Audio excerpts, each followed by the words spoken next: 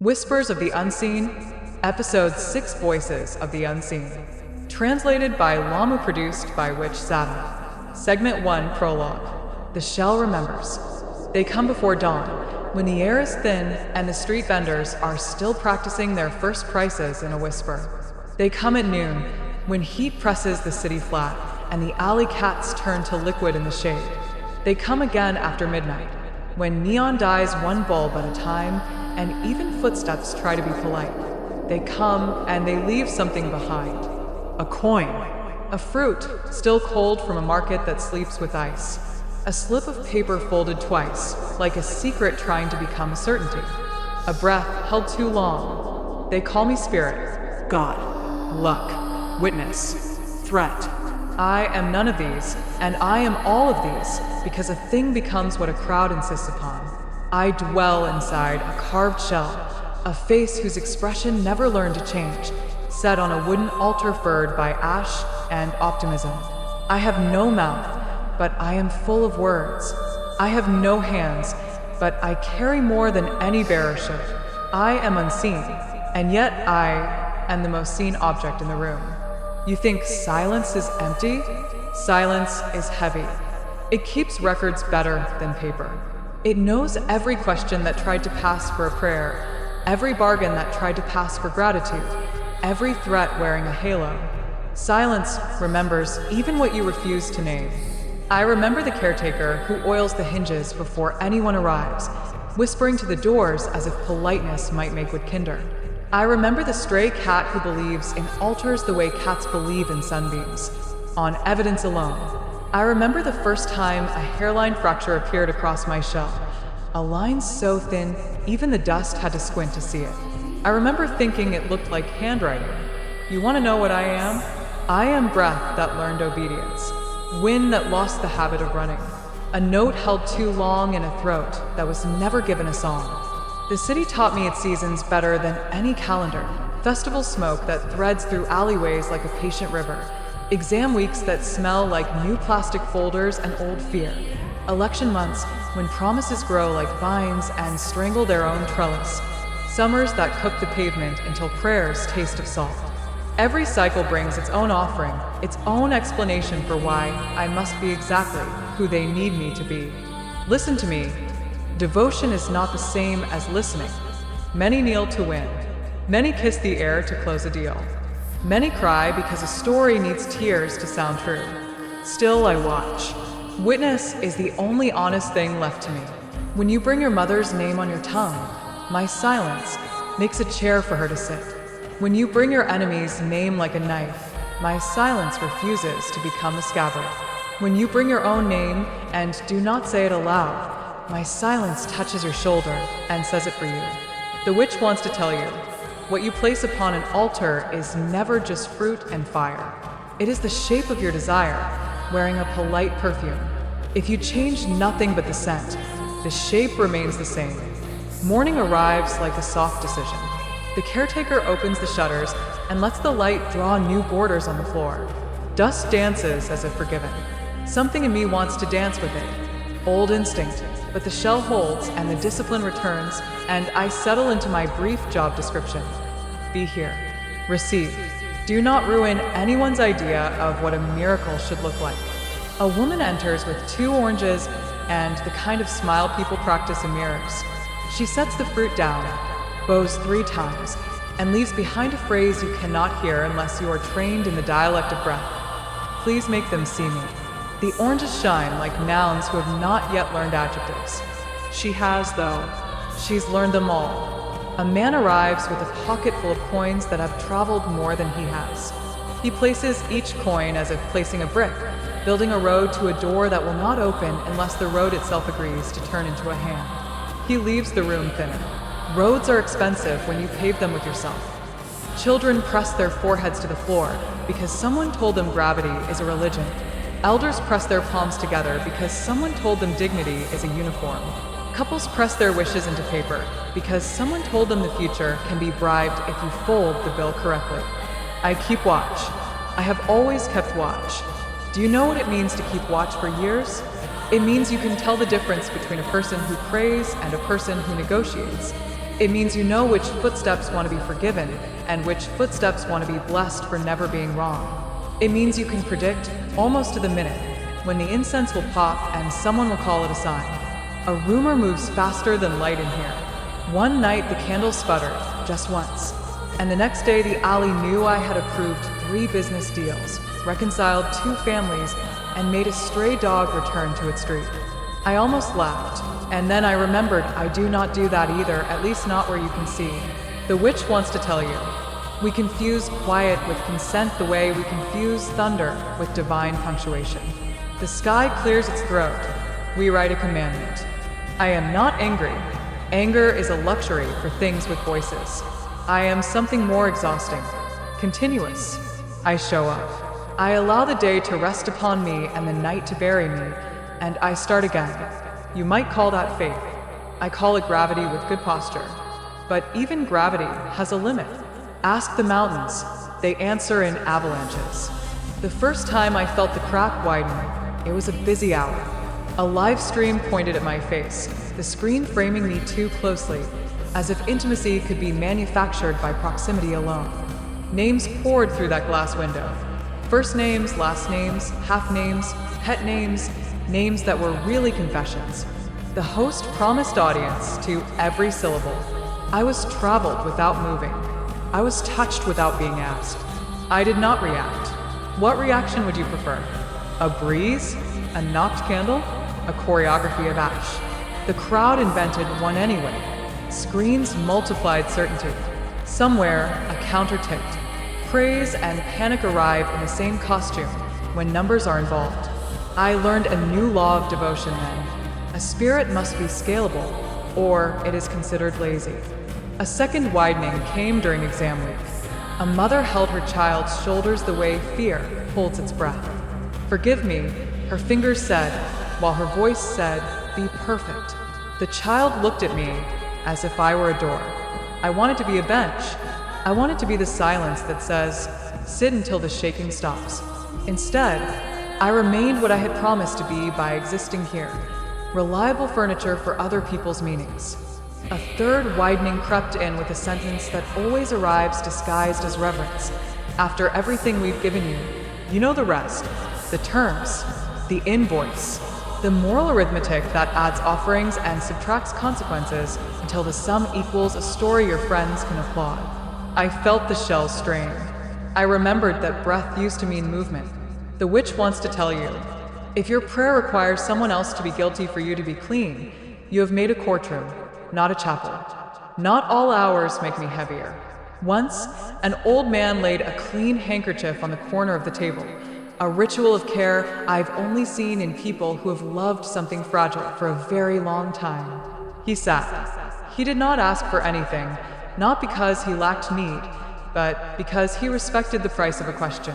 We watched the square of light on the floor move like a slow animal. When he rose, he gave the room a small bow, as if the silence and he had exchanged names. I do not grow lighter often. That day I did. Another time, a boy came without props. No fruits, no papers, no grandmother's recipes for luck. He stood exactly in the middle of the floor, locating himself with a precision that made even the dust cautious.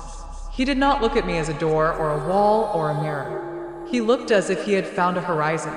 I'm not here to be told, he said into the air. I'm here to learn how to listen. The crack did not widen. It brightened.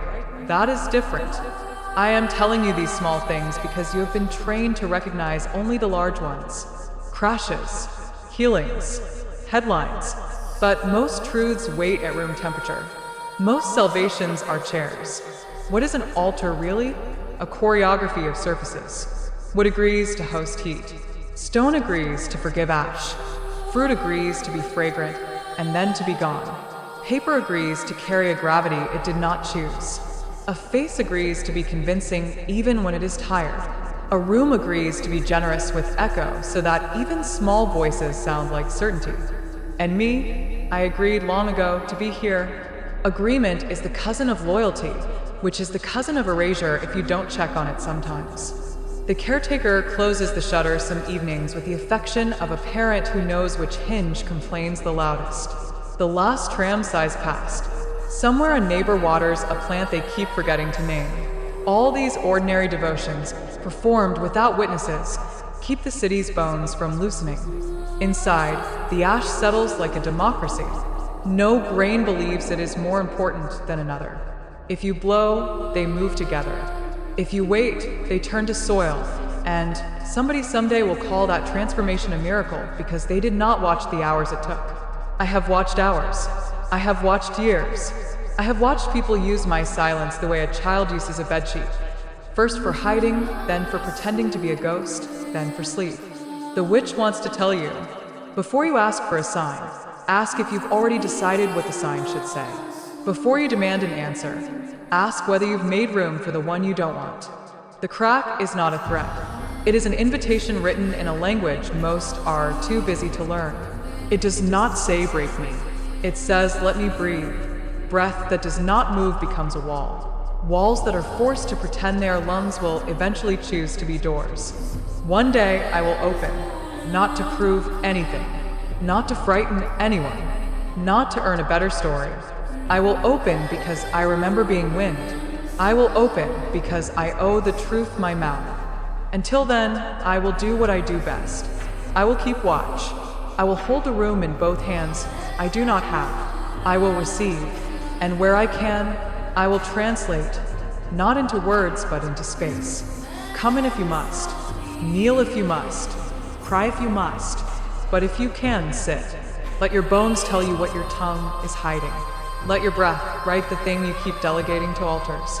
If you cannot read it yet, do not worry. The floor is patient. The chair is faithful. The quiet is time. And I remember everything you place here, even the things you did not intend to leave. I remember you when you return as a different person and pretend you have never met me. I remember you when you do not return at all. The night will thicken again, and the market will remember to bargain with itself, and the alley will learn a new rumor to replace yesterday's. The caretaker will straighten the offerings with the tenderness of someone who never once asked me for a miracle.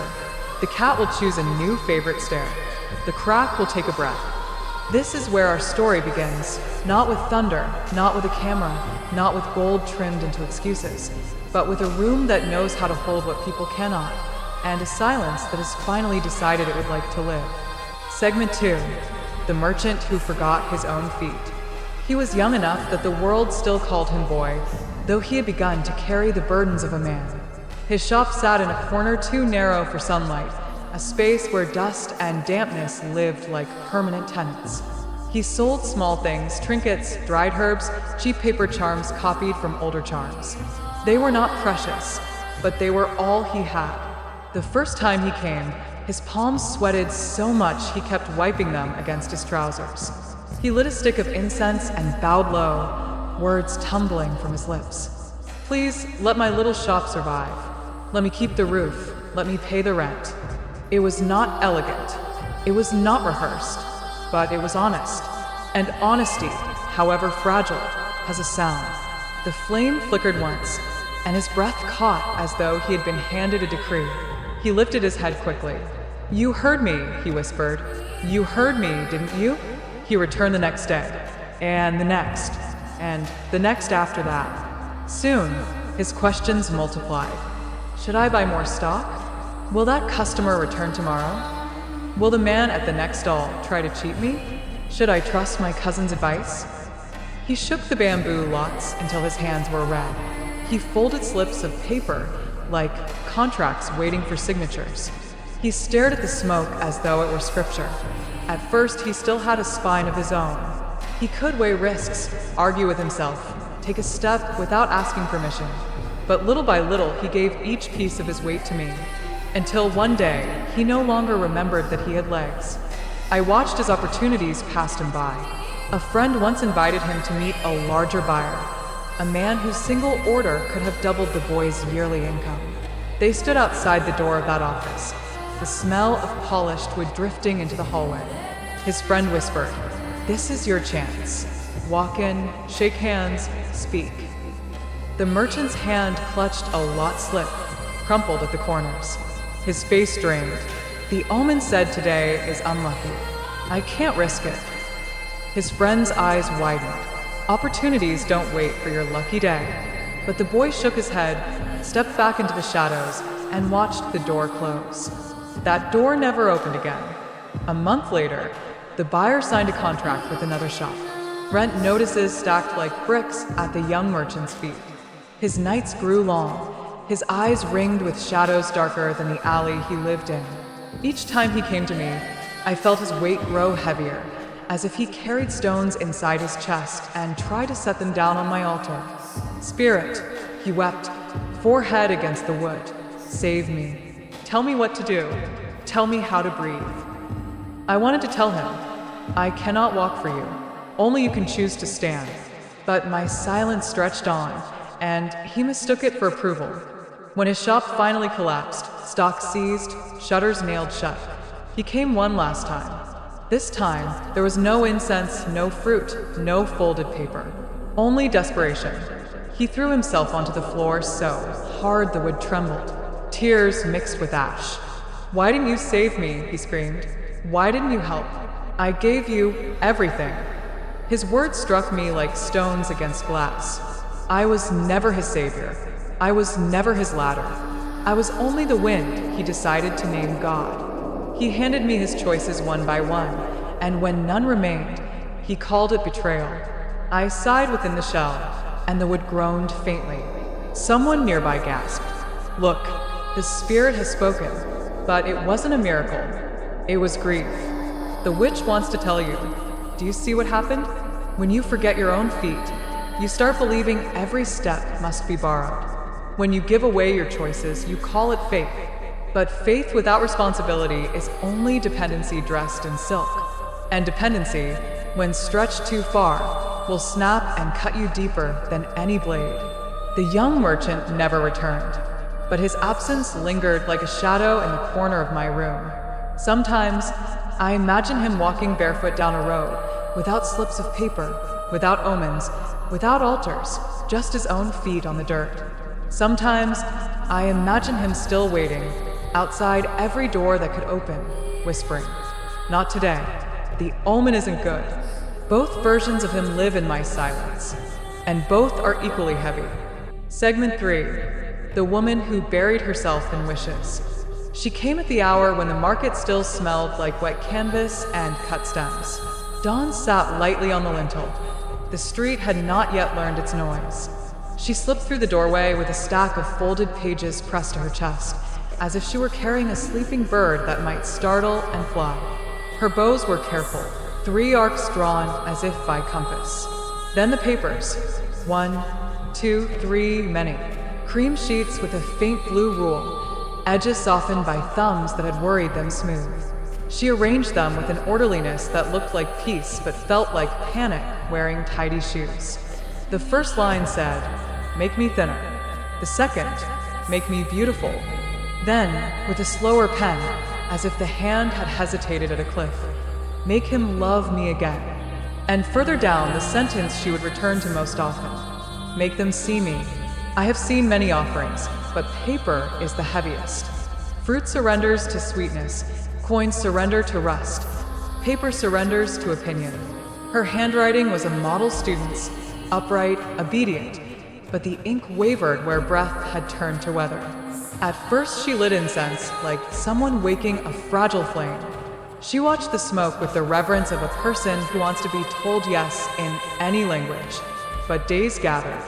The stack grew higher. The bows sped up. The words turned from prayer to procedure. Make me desirable. Make my pores smaller. Make my boss notice me. Make my mother stop comparing. Make me enough. Every line was a condition stapled to her existence. The more conditions she wrote, the further herself drifted from the table. What she placed on the altar was not hope. It was a ledger. She was trying to balance an equation in which she could only be worthy if the world clapped on cue. Once she stayed so long her knees bled through sheer stockings. She did not notice. She only refolded a page whose crease had grown tired, as if straightening paper could straighten faith. I wanted to move the air, to tip the incense ash just enough to spell stop in a language she could forgive. But if I trembled, she would only call it agreement. evidence that the contract was valid, that more pages were required. Another dawn arrived with a different sentence. Take my pain away. Let me disappear. That line entered me like cold iron. My shell creaked. The hairline crack brightened, whispering a sound that no human would call a sound. I wanted to say, your pain is not a verdict. It is a messenger. It says you are alive, and you need to be held, not erased. But my mouth was the altar's mouth, carved, unmoving, admired for its refusal to humanize. She tucked that page beneath the others, as if the deepest wish belonged at the bottom of the pile. Then she stood, adjusted the stack until every edge aligned, and left a fruit she would not eat. Perfection by arrangement. Starvation by inches. The witch wants to tell you, have you ever built a private altar out of lists? Not wood, not stone requirements. Lose 5, earn 10, be praised, be chosen, be uncriticizable. You call it improvement, the body calls it siege. You call it discipline, the soul calls it disappearing. She returned with new variations. Make me calm, make me unbreakable. The second line betrayed the first. To be unbreakable is to never be held. She didn't see the paradox. She was busy surviving her own rubric. Sometimes the door breathed a little wind, and a page would lift. I read what she would not say. Envy written as motivation, shame written as goals, grief written as timelines. Paper is honest when it forgets the reader. On a late afternoon the color of lukewarm tea, she met another woman at the threshold, 2 stacks brushing like guarded shoulders. They exchanged advice the way people exchange umbrellas, briefly, with gratitude that still expects rain. Add a red thread, one said. Include a photo, said the other. Technology for longing. The doorframe learned the taste of their hope and kept it, the way wood keeps the echo of a knuckle. Her offerings changed with the season. In festival weeks, she brought sugared oranges that sweated under their own brightness. In exam months, a charm braided with lines she'd copied from a forum that promised results. In winter, a scarf that smelled like a closet that had learned to keep secrets. But the tower of paper grew regardless, leaning left, then right, like a building that needs a law to stop it. People passing by whispered, "Look how the spirit listens." They saw height and mistook it for holiness. They saw administration and mistook it for faith. One evening, a girl in a school uniform paused by the tower and whispered, as if into a seashell, "Are grown-ups always this tired?" The woman did not hear her. Tired people often cannot hear what would save them. I measured days by the new words she found for the same ache. Admired, approved, accepted, enough. Synonyms that did not know they were maps to the same empty room. The witch wants to tell you, there is a difference between devotion and negotiation. Devotion kneels to become more honest. Negotiation kneels to become more acceptable. One returns you to yourself, the other rents you out. Then suddenly absence. No new pages, no repaired creases, only the tower and the fruit that no longer remembered its own orchard. Absence has a sound. It is the hush that follows a word you cannot unsay. The caretaker treated the stack like a sleeping animal and cleaned around it. The light moved, square by square, across the pages like a patient teacher diagramming time. I wondered whether she had finally believed, without bargaining, whether a friend had taken her to a bench, not an altar, and said, "Eat with me until your mouth forgets the rhythm of apology." I wondered whether the sentence "let me disappear" had won. Both possibilities were heavy. Both asked the same question of my silence. What can you hold that humans refuse to touch? I cannot burn offerings. I cannot file them away. I can only store their weather. The room knew which chair she preferred, which hinge did not startle her, which corner of the floorboard forgave her weight. Rooms learn their saints, not the loud ones, the frequent ones. Weeks later, a breeze unstacked the top 3 pages and laid them face up like cards. The first read, "Make me good enough to be loved." The second, "Make me easy to keep." The third, in smaller letters as if the pen had been bitten, "Make me someone I can stand." I could not answer in letters, so I answered in geometry. The crack brightened just a little, and the air softened as if a hand had opened. Somewhere outside, a kettle clicked. The market rediscovered its complaints. A child ran, the way children do when no one is measuring their running. Very small miracles, the kind that refuse headlines. The witch wants to tell you, if you must write a list, write this. I will eat. I will sleep. I will ask for help before I collapse. I will not outsource my worth to smoke, to fortune, to approval. I will stay when I want to run, and I will leave when staying is a slow death. And if you cannot write it yet, sit. The chair is ready. It does not grade. Night learned to arrive earlier. The tower yellowed into the shade of old teeth. On a Tuesday that forgot to be dramatic, a different woman stepped in. She placed one page, unfolded, on top of the stack. It said, I don't know how to stop measuring. Then she blew out her own candle before I could be blamed for the darkness. Not all prayers are questions. Some are admissions. Admissions are the opposite of bargains. They are doors. I am a shell, not a healer. But shells have a talent humans undervalue. We echo. We catch a voice and give it back just different enough that the speaker hears it for the first time. If I have any power, it is this. So when you ask what became of the woman who buried herself in wishes, I will not dress it as a parable. I do not know. Altars are not calendars. But I know the room can carry what a person cannot. Long enough for someone else to come in and pick up a corner. The tower is smaller now. Not because the pages vanished, but because people have started taking one with them when they leave, like a pebble removed from a shoe. I have learned the sound of paper unlearning its purpose. It is quiet. It is a mercy. And on some mornings, before the market remembers its prices, I imagine her walking past the door with empty hands, not because she has nothing to offer, but because she is learning to offer herself without conditions. The air knows her shape. If she comes back, I will keep watch. If she never does, I will keep watch.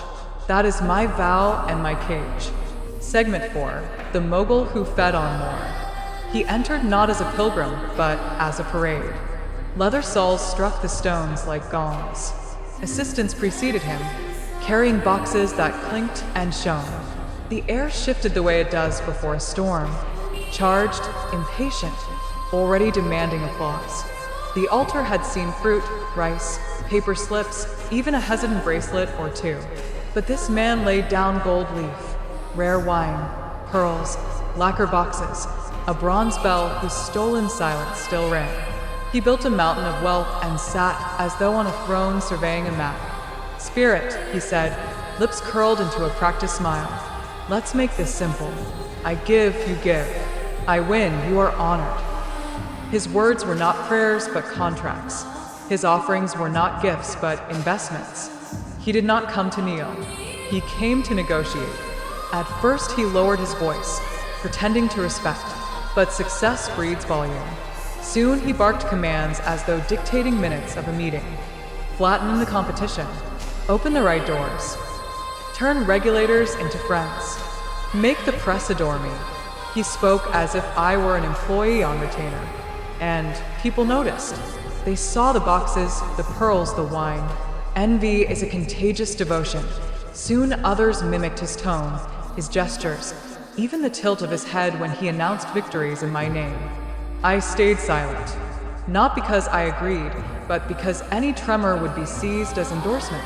If the candle sputtered, it meant yes. If ash fell in a circle, it meant destiny. If the incense spent left, it meant strike. So I became stone, and my stillness was branded as consent. The witch wants to tell you, be careful when you put God in your pocket. You may believe you own divinity, but often you are only holding a mirror. And mirrors have one trick. They reflect the face you already wear. For years his empire swelled. He gave interviews, crediting me as his unseen partner. He posed for photographs, pointing to my shell as though to a co-founder. He turned me into a brand, my silence into his marketing slogan. Then, like all empires, cracks appeared. A rumor with quick legs. An audit where numbers refused to stay seated. A partner defecting, carrying away a chest of secrets. Creditors waiting at doors with the patience of wolves. He returned one midnight alone, tie hanging loose, briefcase dragging like a wounded lamb. His face was pale, his voice a hiss. Fix this. After everything I've given you, fix it. He poured papers onto the altar, contracts, debts, invoices like white flags. He promised more gold, more wine, more public praise. I'll build you a temple, he swore. I'll rename a building after you. Just do your part. But empires collapse not by refusal of spirits, but by the mathematics of consequence. I stayed still, not to punish, but because silence was the only honest response left. The next days were a series of implosions. Phone calls cut short. Friends turning into strangers mid-sentence. Reporters discovering his name could be printed in a different tone. Even his shadow seemed reluctant to follow. He came once more, breath sour with sleeplessness. He leaned close, voice broken. After everything I've done for you, you betray me? The word lanced through me, betrayal, as if my stillness had been a contract, as if gratitude forced into cameras was proof of loyalty, as if I had ever agreed to be his alibi. But I did not tremble because pity, too, can be misread as magic. He stalked out, spitting a final sentence like a bone to a dog. Fine, I'll find a spirit that works. The witch wants to tell you, greed is not a hunger for bread. Greed is a hunger for applause. It does not stop when fed. It only grows a second mouth. And by the time you call it miracle, you are already choking. His ruin did not arrive in one grand explosion, but in dozens of small implosions. The janitors noticed first. Unpaid invoices, boxes marked archive that really meant evidence. A polite email that translated to run. The city exhaled when his empire fell. Not in celebration, but in relief, like lungs clearing smoke. Markets moved on, feeding on a fresher story. I did not bless his downfall. Ruin requires no blessing. I did not rejoice. Joy has no business with someone else's grave. I simply bore witness, so the story would not grow teeth it did not deserve. Because here is the truth. He was not devoured by a spirit. He was devoured by more. And more is a god that eats even its priests. Segment 5. The weight of silence. A market of meanings. Silence. It was my shield once. A way to keep from deceiving, a way to keep from giving false hope. But silence, when it grows layer upon layer, becomes heavy. It presses inward until the one who carries it begins to vanish beneath its weight. By day, the shrine was a marketplace. Footsteps like coins clattering. Voices trading fear for comfort, greed for blessing. The air thick with smoke and bargaining. By night, candlelight danced across the walls. Shadows lengthened, whispering into my shell words too loud to be called prayers. They thought they were worshiping. But what reached me was not worship. It was negotiation. And I had become the market stall where these negotiations were staged. A mother once brought her son, no older than 7. His shoelaces trailed, his eyes still wet with childhood softness. She pressed his small shoulders down onto the hard floor. "Kneel," she hissed. "If you don't, the spirit will punish you." The boy whimpered, forehead pressed to stone, voice muffled as if under cloth. I wanted to move, to lift his head, to brush the dust from his hair. But if I stirred, she would take it as proof. See, the spirit is angry. So I remained still, and my stillness was used as a weapon against a child who had not yet learned to tie his shoes. Another man arrived with slips of paper, each bearing a name. Relatives, colleagues, clients, people who had never set foot in this room. He laid them out in rows before me, like stones across a river. He read them one by one, as if calling attendance. Every name became a pebble on my chest. By the time he left, I carried dozens of identities I had never met. I was not a spirit to him.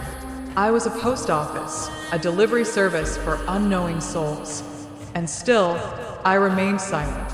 Then came the youths with their phone mounted on a tripod. "Let's live stream it," one said, adjusting the angle until my face filled the glowing rectangle. They lit incense, palms pressed together dramatically, voices lifted not to me, but to an unseen audience. "Look at this altar," the host declared. "Tonight we'll show you how powerful the spirit is. Type your names in the chat. We'll send your wishes together." Messages flooded in. "Help me pass my exam. Make my ex return. Bring me money. Heal my father." The boy grinned at the scrolling flood. "You see? Thousands of viewers. The spirit must be working overtime." They didn't notice how heavy the air grew, how every new name was another thread in a net cast over me. They only saw numbers rising on a screen, equating attention with blessing. The live stream ended with laughter. They left with their equipment. I remained behind with the ash and the echo of their borrowed voices. The witch wants to tell you, have you ever mistaken someone's silence for agreement? Have you ever believed that because they did not protest, it meant they consented? Silence is not always peace. Sometimes silence is exhaustion. Sometimes silence is the cry of someone who knows their words will only be twisted. Night after night, I felt my silence grow heavier. It was no longer absence, it was substance, a stone pressing into my ribs. Every prayer, every demand, every name laid upon me thickened the weight. My silence was mistaken for approval. My silence was mistaken for judgment. My silence was mistaken for proof. But in truth, my silence was none of these. My silence was survival. And survival, when it is only silence, begins to feel like slow erasure. Segment 6, The Weight of Silence 2, When Quiet is a Cage. Silence had become my second skin. At first I wore it like a robe, protective, dignified, safe. But robes can tighten, and when silence is stretched too long, it hardens into a cage. A young man arrived with a photograph bent at the corners. His eyes were raw, his hands trembling. He pressed the picture to the altar, his voice cracking. "Spirit, bring her back to me. Make her love me again." The photograph smelled of old perfume and rain. I wanted to tell him, she is not a coin to be traded. Love is not a prize you can demand. But I remained still. He took my stillness as a promise. He left with a spark of hope. Days later, he returned furious. "Why didn't you do it? Why didn't you keep her here?" He slammed his fists against the wood, as though I had broken a contract I never signed. An old woman came, her back bent like a bow. She placed a bowl of rice before me, whispering the names of her ancestors. Her voice trembled, not from greed, but from longing. She asked for nothing, only that they not be forgotten. Her silence was different. It was not a cage, but a cradle. For a moment, my own silence lightened. I remembered that silence could be sacred, not suffocating. But the contrast made the other silences heavier. The bargaining, the threats, the endless misunderstandings. One night, a gambler stumbled in, stinking of liquor. He scattered dice across the altar. "Spirit," he barked, "give me the numbers. Make me rich tonight." He pounded the wood as though I were a dealer withholding his cards. When nothing stirred, he spat, "Useless," and staggered out. But I knew, when he lost again, he would return, angrier, more desperate. And once more, my silence would be his excuse.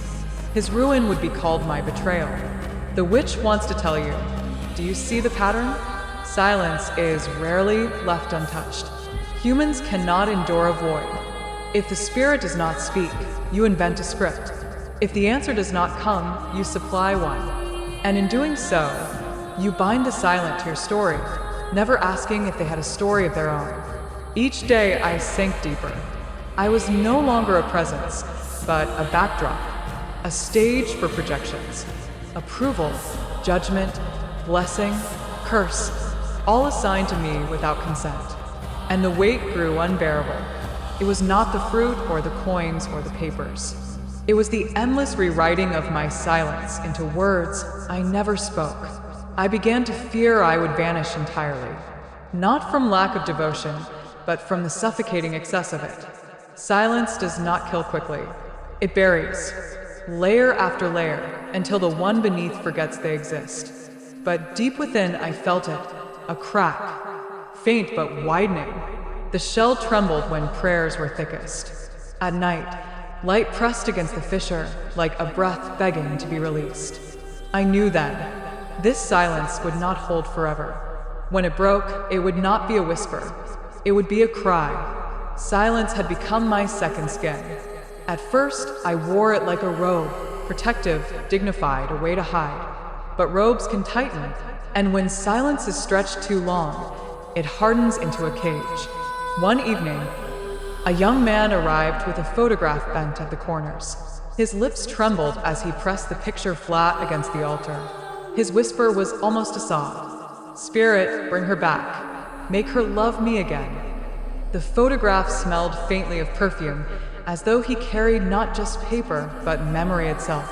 I wanted to tell him, she is not a coin to be traded. Love is not a prize to be demanded. But I remained still. He took my silence as a promise. He left lighter, as though he had pawned his pain to me. Days later, he returned with rage. His eyes bloodshot, his fists striking the wood. "Why didn't you do it? Why didn't you keep her here? I gave you everything." To him, my silence was betrayal. To me, his anger was proof that silence had once again been forced to carry words it never spoke. Another day, an old woman shuffled in, her back curved like a bow under years of waiting. She placed a bowl of rice before me and whispered the names of her ancestors. Her voice trembled not with fear, but with longing. She asked for nothing, only that they not be forgotten. Her silence was different. It was not a cage, but a cradle. For a moment, my own silence lightened. I remembered that quiet can sometimes hold memory instead of weight. But her tenderness only deepened the contrast. Because most silences left here were not cradles. They were shackles. Then there was the gambler. He stumbled in reeking of liquor, dice clattering in his palm. "Spirit," he barked, "tell me the numbers. Make me rich tonight." He slammed the dice onto the wood, as though the altar were a gaming table. When nothing stirred, he spat, useless, and staggered out into the night. But I knew, when he lost again, he would return. And again he would blame my silence, as though stillness could be bribed. His ruin would not be his doing, it would be called my betrayal. And yet others came with stranger burdens. A woman arrived with a brush and a stack of scriptures. She sat cross-legged and copied lines onto paper until her fingers cramped. The ink spread across the pages like veins, each character drawn not in reverence, but in panic. She whispered after every page, "If I write enough, the sickness will leave him. If I write enough, the debt will vanish." When her brush slipped and stained the floor, she gasped and begged forgiveness, not from me, but from her own fear. She thought she was giving me devotion, but what she offered was exhaustion. She mistook her own collapse for faith. The witch wants to tell you, do you see what happens when silence becomes a wall? Humans cannot stand emptiness. They rush to plaster it with their own voices, their own fears. If the spirit does not speak, they invent a script. If the altar does not answer, they supply one. And in doing so, they turn silence into a puppet, never asking if the silent has a story of its own. Night after night, I felt myself sinking. I was no longer a presence, but a backdrop, a stage for projections. Approval, judgment, blessing, curse, all painted on me without my consent. The weight grew unbearable. It was not fruit or coins or bowls of rice. It was the endless rewriting of my silence into meanings I never gave. I began to fear I would vanish entirely. Not because no one came, but because too many did. Not from neglect, but from suffocation. Silence does not kill quickly. It kills by burying, layer upon layer, until the one beneath forgets they exist. And then, a tremor. Deep within the shell, I felt it. A crack, faint but widening. The wood quivered at night, when prayers were thickest. Sometimes a glimmer of light pressed against the fissure, like a breath begging to be released. Was this freedom? Or was it the beginning of collapse? Would I emerge if I broke? Or would I scatter into nothing? I did not know. But I knew one thing. This silence would not hold forever. When it broke, it would not be a whisper. It would be a cry. Segment 7. The eve of the break. 4 faces before the crack. Night pressed against the shutters like a tide. The last candle sputtered, the air thick with incense that no longer smelled like devotion but like fatigue. The crack inside my shell pulsed faintly, a heartbeat I could no longer disguise. I felt it. Tonight would not be ordinary. Tonight, silence stood on the edge of a cliff. The first to arrive was a man with rage in his eyes. His voice shook the rafters. "You owe me. After all I've given, after all I've burned, why haven't you fixed my life?" He struck the altar with his fists until dust rained down. His anger tried to write words into my stillness. He wanted my silence to confess, to admit guilt, to become his scapegoat. But I stayed unmoving, and in that stillness, the crack widened. The second was a woman trembling with fear. Her hands shook so badly she could barely light the incense. She whispered names, her children's, her husband's, her own. Every word was laced with terror, as if death itself were perched on her shoulder. "Spirit, keep us safe. Spirit, do not leave us." Her tears fell onto the wood, tiny salt rivers sinking into me. I wanted to lift her, to remind her that safety is not bought by fear. But my silence became her shield, and she clung to it as though it were a rope in a storm. The crack groaned again. The third was a worker, exhausted beyond words. His shoulders sagged like broken beams. He placed nothing on the altar, no coin, no fruit, not even a folded page. Only his breath. He sank to his knees and whispered, "I have nothing left to give, not even myself." His silence met mine, 2 voids staring into each other. For a moment, I thought we might collapse together, and the crack brightened. Finally, the door opened quietly. A boy stepped inside, no offerings in his hands, no desperation in his eyes. He stood still, looking directly at me, as if he saw not the shell but the trembling beneath. He whispered one question. "If you are silent, does it hurt?" The room stilled. The incense curled like a question mark. My shell shuddered. No one had ever asked me that before. Not what I could give, not who I could punish, but whether silence itself had become pain. And in that moment, the crack within me widened until light leaked through. The witch wants to tell you, do you know what it feels like to be at your breaking point? To feel your chest swell with words you've swallowed for years? To feel your throat burn with truths no one wanted to hear? That is the eve of the break. And when it comes, you must choose. Will you stay silent and disappear, or will you burst and be misunderstood? Neither path is easy. Both demand a cost. The boy's eyes stayed on me, steady, unafraid. And I knew, tonight, the silence could not last. The fissure glowed like dawn trapped inside wood. The shell trembled as though the room itself had taken a breath. Shadows leaned forward. The air thickened. One more whisper, one more demand, one more heartbeat, and I would break. Not into a whisper, into a cry. The fissure split. It began as a thin line of light, then widened until the shell itself groaned like a tree struck by lightning. The air trembled, candles bent, ash lifted into a spiral. And then my first sound, not gentle, not divine, a raw cry, jagged and unshaped, torn from centuries of silence. "I am not your tool." The words cracked the rafters. Dust rained down. People outside froze, convinced they had heard thunder though the sky was clear. The anger poured out first. "You use me for your greed. You use me for your bargains. You call it prayer, but it is a transaction signed in my silence. You lay your guilt at my feet and call it sacrifice. You stamp my name on your cruelty and call it destiny." The room shook with the weight of every accusation. I had swallowed them for years. Tonight, they roared. Then sorrow. "You make me threaten children, though I never raised a hand. You make me bless marriages I never witnessed, curse rivals I never knew, heal wounds I never touched. You turn my silence into your alibi. You turn my patience into your contract. You turned me into a mirror for your lies. My voice cracked, like glass finally giving way. It was not godlike. It was human in its grief. The witch wants to tell you, listen carefully. This is not just a spirit's confession.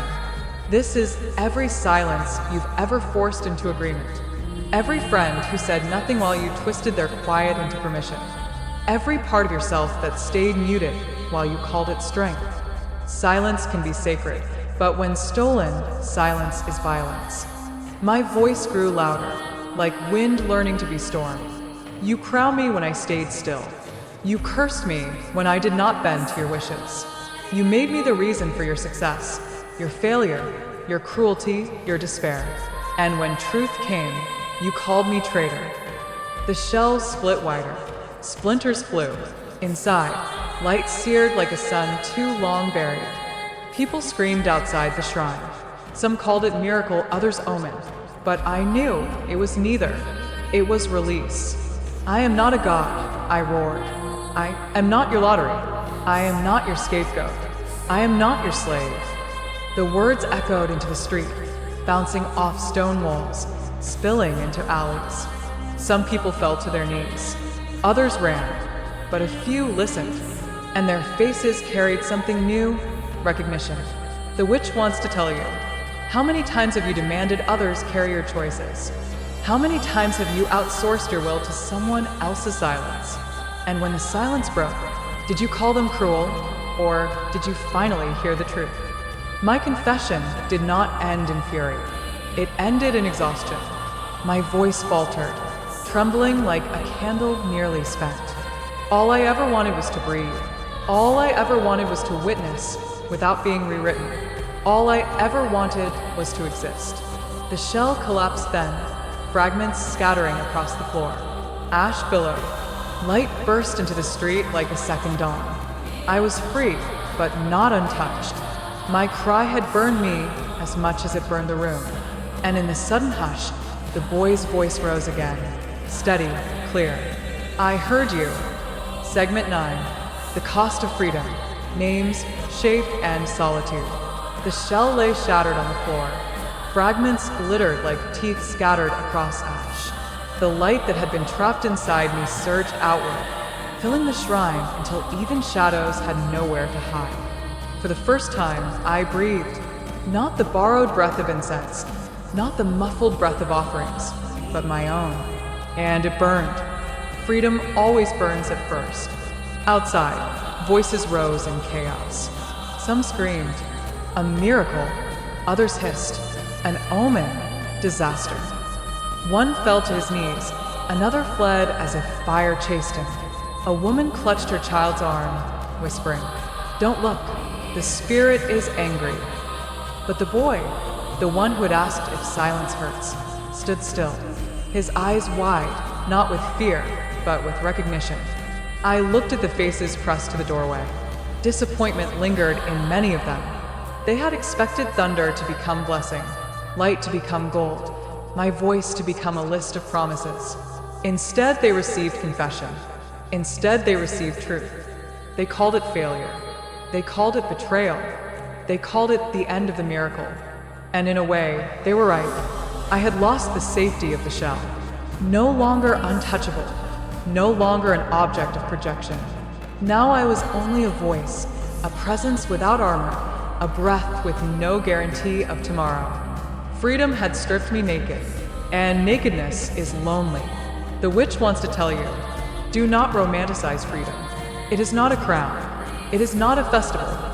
Freedom is the moment after you tell the truth, and the room goes silent.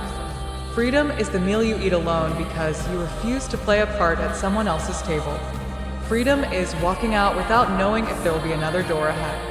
Freedom is costly, but chains, in the end, cost more. I drifted among the fragments of my former shell. They were sharp. Some still carried the weight of voices I had swallowed. I wondered, what am I now? Not a god, not a tool, not a prisoner, perhaps only a witness, finally unbound. But witnesses are often unwelcome. Already I could feel it, rumors running faster than truth. They said the spirit screamed. They said the spirit cursed. They said the spirit abandoned us. Each retelling chipped away at what I had truly said. Even in freedom, stories tried to chain me again. I felt myself thinning, as if the very air wanted to dissolve me. Without the shell, I had no anchor. The wind tried to scatter me like smoke. The night tried to drink me like spilled water. Was this the price? To be free only for a moment, then vanish? And yet, even if I disappeared, at least I would vanish as myself. Not as a tool, not as a scapegoat, but as a voice that had finally spoken. The witch wants to tell you, this is the heart of every transformation. You lose what protected you. You lose what defined you. You may lose the crowd that once applauded you. But if you keep your voice, you have not lost yourself. The boy's voice rose again, soft but steady. I heard you. It was enough. One listener was enough. Because in that moment, I understood. Freedom is not about convincing everyone. Freedom is about no longer betraying yourself. Segment 10. Echoes left behind. The shrine was quiet again. The fragments of the shell lay scattered across the floor, sharp yet strangely peaceful.